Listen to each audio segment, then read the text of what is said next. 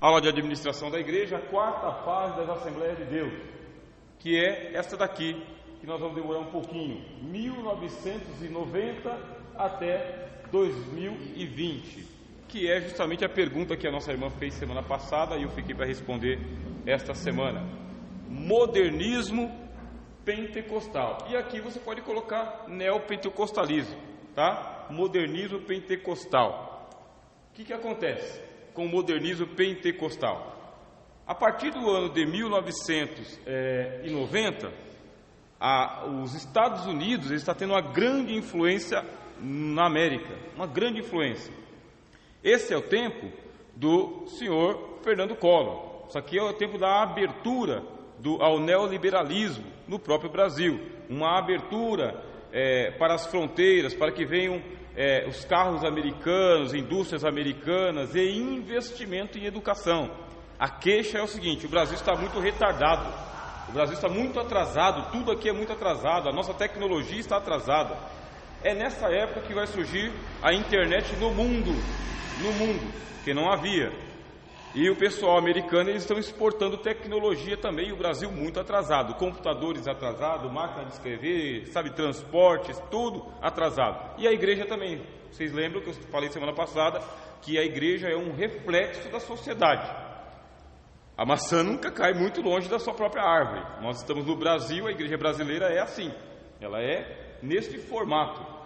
E nesse tempo começa a acontecer a primeira fase de modernização para o século XXI, é uma preparação para o século XXI. Primeira fase, trazer as pessoas de volta para as escolas, curso supletivo para tudo quanto é lado, e o ministério ainda atrasado na formação teológica das pessoas. Mas já existem 2 ou 3 seminários teológicos nas Assembleias de Deus. Mas ainda aquele negócio básico, aquele negócio bem para ordenar ao ministério, uma formação rápida de 1 semana, 15 dias. Os pregadores aproveitam nessa época aqui, porque ainda está gravando a fitinha, e eles aproveitam que eles têm uma graduação teológica, nível básico, nível médio, e eles se tornam grandes pregadores com a sua fita cassete. E vendem bastante fita cassete. E os cantores também estão no mesmo embalo, cantam com as suas fitas cassete. A Igreja Assembleia de Deus vai ganhando vulto e vai fazendo grandes congressos, grandes ajuntamentos, trazendo muitas pessoas e viciando as pessoas a esperarem o momento do ajuntamento. Por quê? É nesse dia que vem o grande pregador, é nesse dia que vem os cantores que tem disco gravado, os irmãos estão vendendo apostilas nas igrejas. E a Assembleia de Deus vai se viciando com esse negócio de esperar o congresso, porque é o melhor dia. 3 dias seguidos, 4 dias, todo mundo vai ser tomado pelo Espírito Santo. O grande pregador é o batizador com o Espírito Santo, ele é o grande avivalista, é naquela hora que acontece a cura divina. A evangelização também é feita nesse tempo aqui. Eles vão para os ginásios, pregadores aí, Decásio Takayama, Abílio Santana, Gilmar Santos, essa turma toda aí, eles pegam e eles arrendam estádios. É nessa época que o Billy Graham também está tomando conta, e ele vem para o Brasil, por organização do próprio movimento pentecostal mesmo, apesar de ele não ser pentecostal. Ainda assim, é a época do modernismo pentecostal, é o modernismo. As igrejas vão sendo arrumadas, começam a ser arrumadas. Não é porque elas têm dinheiro, é porque a própria igreja local ela mantém 2 caixas, um caixa que ela manda para a sede e um caixa que vai fazendo venda de rifa na igreja. Mas não pode ser chamado de rifa, tem que ter outro nome, outro sorteio, sabe? E vende milho, e vende pipoca, e vende pizza, e vende frango assado, e faz feijoada, e vende para todo mundo, para poder construir as igrejas. Um monte de igrejas tudo irregular, em terreno invadido, porque o ministério não tomou conta desse lado aí. Só foi lá, começou o culto na casa do irmão, o irmão foi lá, invadiu um terreno e construíram 4 paredes e entraram para dentro. Só que agora, o que acontece? A igreja começa a se organizar, os irmãos falam, tem que regularizar a igreja, tem que regularizar o terreno. Ainda assim, os pastores estão num sufoco muito grande, porque eles não recebem nada da igreja, senão uma pequena ajuda de custo. E é muito comum que os membros da igreja tinham carro e o pastor da igreja vinha andando a pé ou empurrando bicicleta. Era muito comum mesmo. pastor geralmente era uma das pessoas mais precárias da igreja. E ele tinha uma fidelidade ministerial muito grande mesmo. Apesar disso, aí começa a vir o pessoal gospel, nessa fase aqui. Quando chegou a época do pessoal gospel, 1994, 95, renascer em Cristo, aí queriam colocar bateria na igreja, o pessoal não queria bateria porque era só triângulo que era de Deus, bateria não era de Deus. Queriam colocar guitarra na igreja, o pessoal disse que guitarra não era de Deus, só que viola que era de Deus, sabe? Aí queriam colocar contrabaixo não, porque só sanfona que era de Deus. E queriam colocar música gospel, mas música gospel não, porque só o sertanejo que era de Deus. Tinha uma confusão na igreja para saber o que era de Deus e o que não era de Deus. Os jovens, eles foram empurrando, porque houve pastores que foram entendendo que a igreja está mudando. E o próprio ministério lá em cima não estava se pronunciando, porque era um escândalo. Aqui na congregação, na igreja local, o pessoal mantinha o costume estrito, mulher de um lado, o homem do outro, cabelo comprido, viola, sanfona, triângulo, um male-male, um pandeirinho, um microfone ruim, uma caixa que parecia uma caixa de abelha. E quando eles iam para a sede das igrejas, aí lá já tinha guitarra, contrabaixo, baterista, lá já os irmãos já estavam sentando ao lado das irmãs, das suas esposas, sua mãe. Lá a igreja sede já tinha feito uma pequena abertura, enquanto que na congregação não. E os irmãos falavam, por que lá pode e aqui não pode, não é uma igreja só? Qual que é o problema? O problema é que o assunto era resolvido entre eles lá no gabinete, e eles iam tendo uma outra visão, só que não chegava aqui na base, não chegava. E passava-se a impressão de que a igreja sede, pastor William, seja bem-vindo, querido. Dava a impressão de que na congregação a espiritualidade era maior e que a igreja sede é fria. Isso aqui, essa época aqui, quarta fase, modernismo pentecostal, modelo neoliberal. Eu não gosto de ir na sede, por quê? Porque a igreja é fria. Igreja fria porque o pastor agora ele tinha preparação teológica, agora esse pastor estava cercado de uma junta jurídica, advogados, gente com formação, porque é nessa época que o pessoal começou a se formar em administração, psicologia, odontologia, advocacia, engenharia, e essa turma toda na sede. E aqui na congregação? Na congregação é poder puro, aqui é reteté um pé só. Congregação, Deus está aí na sede, não, lá é uma geladeira, nem gosto de ir lá. E começaram a fazer essa coisa nos anos 90, essa separação entre congregação e sede. Congregação é uma coisa, sede é outra. Congregação Deus está e na sede Deus não está. E com esse estigma, a Assembleia de Deus foi atravessando os anos 90. E por isso, os pastores presidentes, eles começaram a fortalecer a reunião de obreiros. E na reunião de obreiros, o pastor presidente passava as diretrizes para que os pastores locais trouxessem para a congregação. Aí, nesse tempo, a convenção, ela fez uma convenção para saber o seguinte: o uso da televisão na igreja. Aliás, o uso da televisão por parte dos membros, porque era doutrina do diabo. Se guitarra era do diabo, imagina a televisão, a imagem da besta. Só que as Assembleias de Deus queriam colocar um programa na televisão para fazer a evangelização. Porque nos Estados Unidos e na Europa já tinha programa da Assembleia de Deus na televisão. Os grandes teleevangelistas já estavam na televisão. E agora? Como que vai fazer? Nós vamos assistir Jim Swaggart? Quer dizer, por que nós sempre queremos assistir Jim Swaggart? Ele não é da Assembleia de Deus? É da Assembleia de Deus. E por que lá pode e aqui não pode? Eu tinha que assistir programa do Jim Swaggart com o Ricardo Gondim fazendo a tradução. Aí o pessoal falou o seguinte: nós vamos colocar programa na televisão também, mas para isso nós vamos ter que dar a cara a tapa e dizer que a televisão está liberada para os irmãos. Olha só que eu fiz. 2 vezes. É o espírito de Macabá.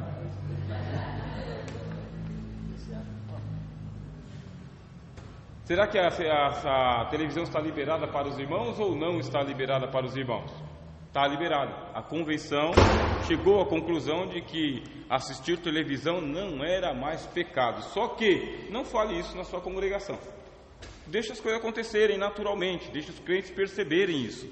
Porque se você disser não está mais, a gente vai ter que explicar o que eu fiz com aqueles irmãos que eu excluí porque tinham televisão em casa. E é nessa mesma época, aqui nos anos 90, que as irmãs perguntaram: se televisão pode, por que cortar cabelo não pode? E as irmãs começaram a aparecer na igreja de franja e com o cabelo aparado, comprido ainda, mas agora cortado. É nessa época aqui que as manicures ganharam muito dinheiro e as cabeleireiras também, porque as irmãs começaram a soltar o cabelo que era tratado na base do coque. Mesmo meninas novas, elas tinham um problema sério porque o cabelo ele era preso mesmo com presilha, aquele negócio, feito trança, aquela coisa toda. Pois bem, esse aqui é o ano do modernismo, da modernização do pentecostalismo, com esse modelo neoliberal. O que é um modelo neoliberal? O modelo neoliberal é o seguinte: eu não posso tomar conta de tudo, eu preciso que outras pessoas façam isso por mim, e gente que saiba fazer. Então o neoliberalismo é aquela liberdade que você dá para outras pessoas fazerem aquilo que você tinha que fazer, só que você supervisiona. Você supervisiona, mas você não poda. E os pastores presidentes começaram a fazer isso. Eu não posso fazer tudo, eu tenho que confiar nos meus pastores também. Vocês vão fazer na congregação local de vocês, eu faço aqui na sede, só que a gente supervisiona. Modelo neoliberal. Você percebe que a gente saiu daquele modelo conservador, estrito, militarista. Por quê? Porque o militarismo já acabou. 1985 aconteceu aqui no Brasil as diretas já, tirou o militarismo e começamos aqui a nova fase da democracia. Se o país ele é militarista, a Assembleia de Deus era militarista. Mas se o Brasil ele é neoliberal, a Igreja Assembleia de Deus ela vai pegando por esse lado também. Vai se dando mais liberdade para os pastores e para a membresia também. O pessoal conservador ficou louco da vida, porque a Igreja Assembleia de Deus estava perdendo a sua imagem, estava perdendo a sua personalidade, perdendo o seu perfil, já não era mais a Assembleia de Deus, o poder de Deus tinha ido embora, a vaidade entrou, e o pessoal conservador falou: o que eu vou fazer da vida? Uns foram para a igreja do Davi Miranda, porque lá ainda o poder de Deus está, outras foram para a congregação cristã, porque ainda lá tinha doutrina, e uma confusão. E os nossos pastores foram chamados para fazerem teologia. Sem teologia, sua carteirinha vai perder a validade e você não vai muito longe. Precisa fazer teologia, pelo menos o básico, ao menos o básico. Perceba que está na nossa fase ainda, ó. Falta aí 2 anos e meio, entendeu? Vamos colocar assim, 2 anos e meio. É essa fase ainda de adaptação. E o que nós temos aqui? Nós temos uma formação academicista. Quem é que está sendo valorizado hoje na igreja? Primeiro, termina o 2º grau. Você está sendo perdoado por Deus se você perder o culto porque você está indo para a escola. Você está perdoado. Se você disser: eu estou indo para a faculdade, você vai receber a bênção de Deus e do pastor, porque você está fazendo faculdade. Mas se você disser que você não vai para a escola, não vai para a faculdade, porque você tem que vir para a igreja, o próprio pastor vai falar o seguinte: irmão, e aí? O que você vai fazer para sustentar sua família? Qual a tua profissão depois? Porque a igreja não vai sustentar você. O próprio pastor ele vai dar orientação para a membresia o seguinte: irmãos, trabalhem e estudem e venham para a igreja. Se não puderem vir para a igreja, façam a sua formação. Por quê? É a fase do Brasil. Aí a gente pergunta por que os cultos de oração ficam vazios, ou o culto de ensinamento durante a semana, e porque só domingo é o dia que acontece o culto de casa cheia. Porque a Assembleia de Deus se tornou uma igreja dominical, é o foco dela, ela não se adequou, assim como aconteceu com o neopentecostalismo. O neopentecostalismo, eles mantêm a igreja aberta das 7 horas da manhã, e eles vão até as 8 horas da noite. O pastor, que é assalariado, fica lá o dia inteiro com as portas abertas, e ele faz 3 cultos por dia durante a semana, e ele faz 6 cultos por dia no sábado e no domingo. Quem não pode ir de manhã vai à tarde, quem não pode ir à tarde vai à noite. Isso aí é o neopentecostalismo, ele se adequou. A Assembleia de Deus não fez isso. A Assembleia de Deus é uma igreja noturna, os trabalhos da Assembleia de Deus são à noite. Durante o dia acontece um estudo, durante o dia acontece uma oração, mas a igreja de portas fechadas, ou meia aberta. Quer dizer, ela não tem essa dinâmica. Ainda está no século XX, ainda, Assembleia de Deus. Perceberam a página? Não virou essa página. E quando é que ela vai virar essa página? Está uma briga lá em cima. Porque eu tenho um pessoal que fala: eu não quero viver na igreja do século XX, quero estar no século XXI, quero estar na mesma página. E o pessoal do século XX fala: então espera a gente morrer, quando a gente morrer vocês fazem do jeito que vocês quiserem. Essa é a briga. que está acontecendo. Não vou esperar você morrer não, vamos tirar você e vamos trazer para a sede e colocar um cara do século XXI lá. Mais ou menos assim que está funcionando. O senhor está na mesma página do ministério? Está lendo a mesma cartilha? O senhor não está lendo a mesma cartilha? Qual é o teu problema? Qual que é a tua dificuldade? Tem que ler a mesma cartilha, porque essa é uma época que está todo mundo formado. E aí o pastor está sendo pego de calças curtas. Por quê?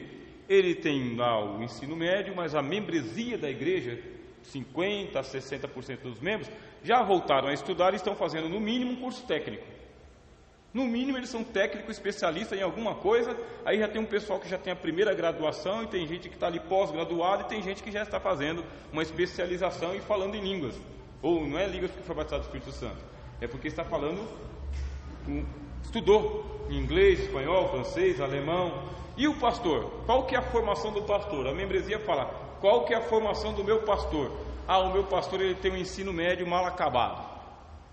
Aí pronto, o pastor passa um sufoco, porque na liderança dele, presbíteros, evangelistas, diáconos, líder de jovens, o pessoal falou o seguinte, tenho que estudar. E agora? O que você vai fazer? Não, mas eu tenho um curso bacharel em teologia. O senhor tem só um curso bacharel em teologia, só isso? Você não tem uma formação acadêmica além disso?